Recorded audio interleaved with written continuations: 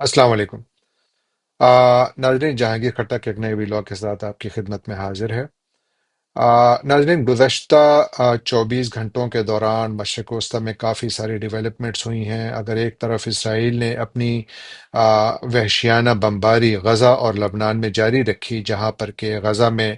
ایک بمباری میں 109 فلسطینیوں نے اپنی جان گنوائی، اور جبکہ لیبنن میں بیکا ویلی اور دوسرے علاقوں میں اسرائیلی بمباری میں کم از کم 60 لبنانیوں نے اپنی جان گنوائی۔ اسی دوران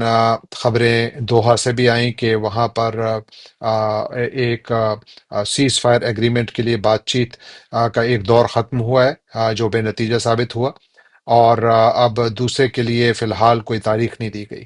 اور دوسری طرف لبنان سے یہ خبر آئی کہ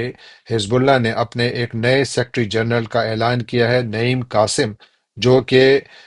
حزب اللہ کے سابق سربراہ حسن نصر اللہ کے قریبی ساتھی ہیں، ان کو حزب اللہ کا نیا سیکرٹری جنرل مقرر کیا گیا ہے۔ آپ دیکھنا یہ ہوگا کہ ان کی قیادت میں حزب اللہ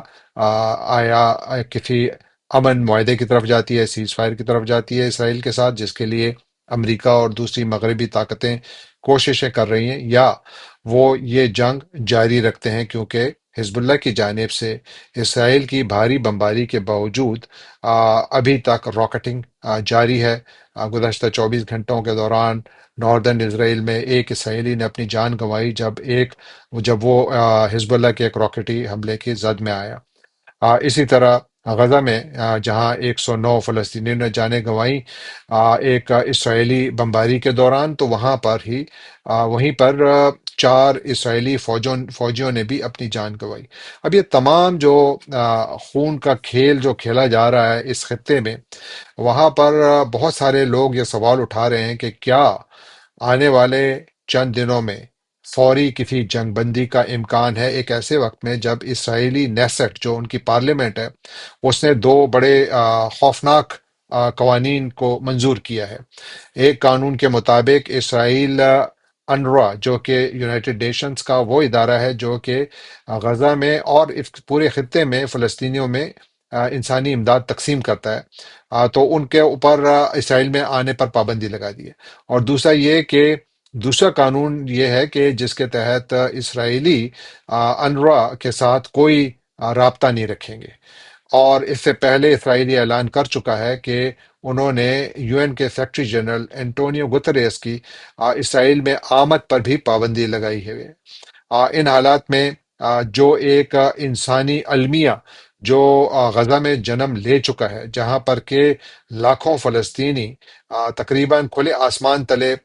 پڑے ہوئے ہیں، موسم بھی بدل رہا ہے، خوراک کی کمی ہے، پانی کی کمی ہے، بجلی بند ہے، انٹرنیٹ تقریباً بند ہے، اور ساتھ یہ کہ ہاسپٹل جتنے بھی ورکنگ ہاسپٹلس تھے غزہ میں، کوئی 36 ہاسپٹلس تھے، اس میں سے ابھی شاید 4 یا 5 ایسے ہیں جو کہ جزوی طور پر چل رہے ہیں۔ وہاں پر بھی ڈاکٹرز کی تعداد بہت کم ہے۔ آج بھی جب یہ اسرائیل کی طرف سے حملہ ہوا،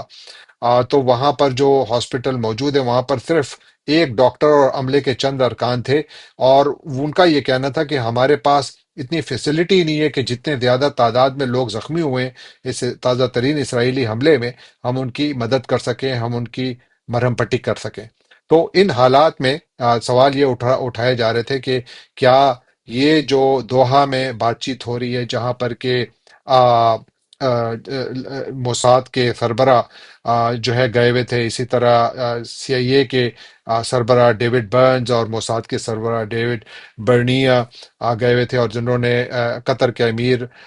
تمیم بن حماد الثانی سے ملاقاتیں بھی کی، اور انہوں نے ایک نئے سیز فائر اگریمنٹ کے فریم ورک پر بات کی، لیکن بات چیت بے نتیجہ رہی۔ اس سے پہلے اسرائیل نے کچھ اس قسم کی آفر دی تھی کہ ہم 48 آورس کی سیز فائر کے لیے تیار ہیں، لیکن وہ جو ان کی آفر تھی وہ حماس نے ریجیکٹ کر دی۔ تو گویا وہاں پر ایک تعطل ہے۔ اب یہاں امریکہ میں بیٹھے جو لوگ ہیں ان کا یہ خیال ہے کہ شاید امریکہ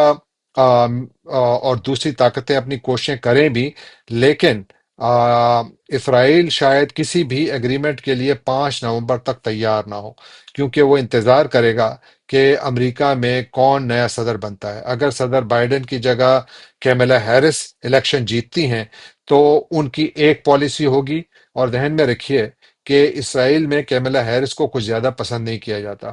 یا پھر اگر ڈونلڈ ٹرمپ الیکشن جیتتے ہیں تو پھر ان کی پالیسی میں کچھ اور ایڈجسٹمنٹس ہوں گی، یعنی اسرائیل کی پالیسی میں۔ تو عمومی طور پر جو اس وقت صورتحال ہے وہ یہی ہے کہ گرچہ بات چیت جاری ہے ایک سیز فائر کے لیے، لیکن امکان اس بات کا بہت کم ہے کہ کوئی بھی نتیجہ 5 نومبر سے پہلے آئے گا۔ کچھ بھی ہوگا وہ 5 نومبر کے بعد ہوگا۔ اگر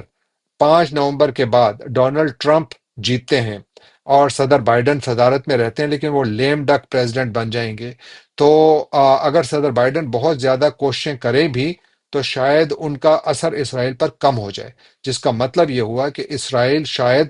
اس سے زیادہ اپنی فوجی کارروائیاں بڑھائے، تاکہ وہ جو انہوں نے اپنے لیے اہداف رکھے ہوئے ہیں، جس کا ذکر اسرائیلی میڈیا میں مسلسل ہو بھی رہا ہے کہ وہ ناردرن غزہ کو بالکل خالی کرانا چاہتے ہیں، اور شاید اس پر مکمل قبضہ بھی کرنا چاہتے ہیں۔ یہ بات تو ہمیں نہیں پتا کہ یہ بات سچ ہے یا جھوٹ ہے، لیکن اس قسم کی خبریں اسرائیلی میڈیا میں کافی گردش کر رہی ہیں۔ تو اب دیکھنا یہ ہوگا کہ 5 نومبر کے بعد امریکہ میں کون صدر بنتا ہے، 5 نومبر کے بعد امریکہ کی پالیسی میں اسرائیل کے حوالے سے کیا کوئی تبدیلی آتی ہے، اور 5 نومبر کے بعد کیا اس خطے میں، چاہے وہ غزہ میں حماس اور اسرائیل کے درمیان ہو یا لبنان میں حزب اللہ اور اسرائیل کے درمیان ہو، کوئی جنگ بندی ہوتی ہے، یہ بھی دیکھنا باقی ہے۔ بہت بہت شکریہ۔